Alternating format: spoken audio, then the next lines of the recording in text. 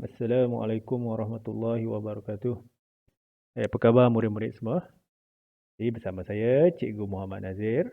Okey, jadi hari ini kita akan teruskan sesi pembelajaran kita dalam mata pelajaran Pendidikan Kesihatan tahun 2 dalam topik Sihat Selalu. Jadi sebelum kita teruskan sesi pembelajaran kita, jangan lupa tekan butang like dan subscribe channel Cikgu. Baiklah. Objektif pembelajaran kita pada hari ini ialah yang pertama, murid-murid semua dapat mengaplikasikan postur yang betul untuk pertumbuhan dan perkembangan fizikal yang sihat. Yang kedua, murid-murid dapat menerangkan keperluan rehat dan tidur yang cukup. Okey.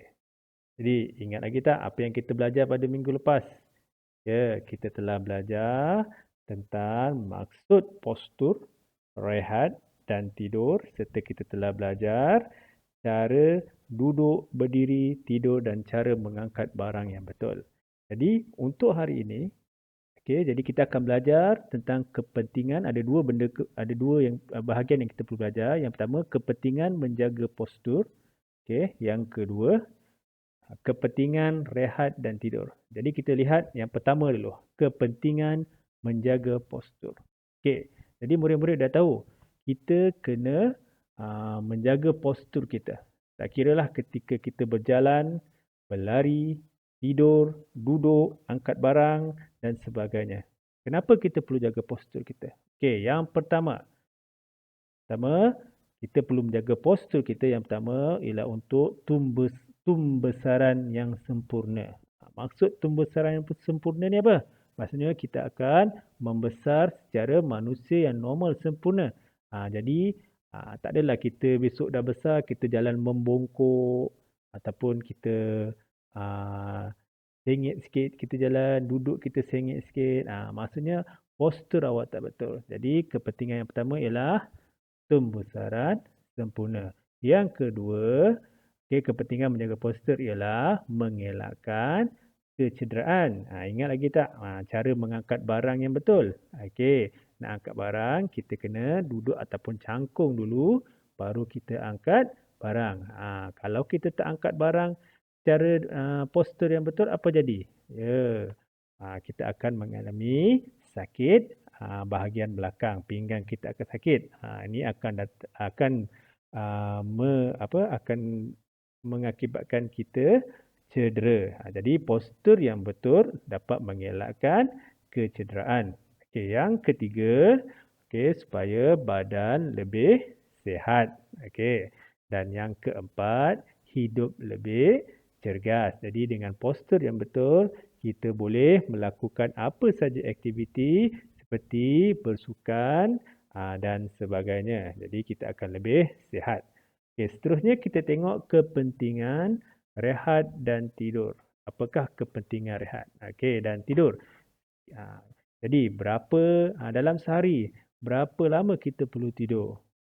Sebagai seorang pelajar, kita perlu tidur lebih kurang 6 hingga ke 8 jam sehari. Jadi kenapa kita perlu tidur dan rehat yang cukup?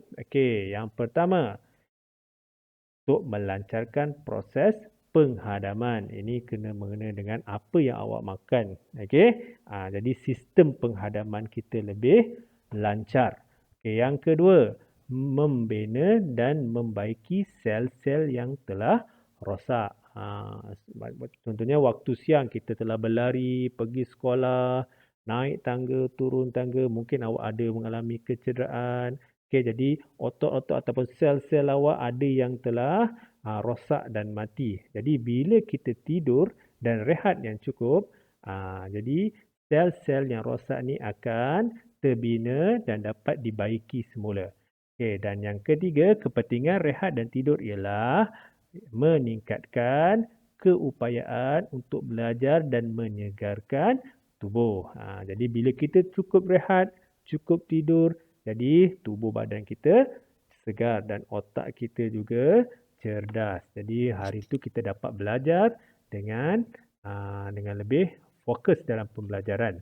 Dan Kepentingan terakhir rehat dan tidur ialah dapat merehatkan fizikal dan mental. Okey, of course lah kan. Kalau kita rehat dan tidur yang cukup, kita dapat rehat dan badan kita lebih fresh bila kita bangun. Okey. Jadi, apa yang kita belajar hari ini?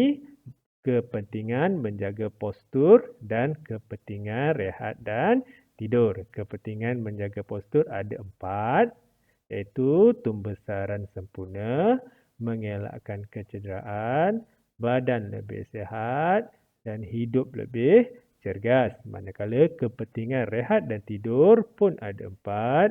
Yang pertama, melancarkan proses penghadaman, membina dan membaiki sel-sel yang rosak, meningkatkan keupayaan untuk belajar dan menyegarkan tubuh, dan yang keempat, dapat merehatkan fizikal dan mental. Okey. Jadi sebagai latihan untuk menguji awak faham ke tak, okey. Jadi cikgu nak awak keluarkan buku tulis awak, buku tulis pendidikan kesihatan. Cikgu nak awak buat peta I-Think. Okey, peta I-Think tentang apa? Yang pertama, kepentingan menjaga postur. Okey, tak kira lah macam ni awak buat peta buih. Tak kira lah nak buat peta buih ke, peta pokok ke. Ni cikgu bagi contoh je. Okey, kita dah belajar 4 tadi kan? Okey, dan yang kedua, muka surat satu lagi, cikgu nak awak buat kepentingan rehat dan tidur. Ni peta bulatan.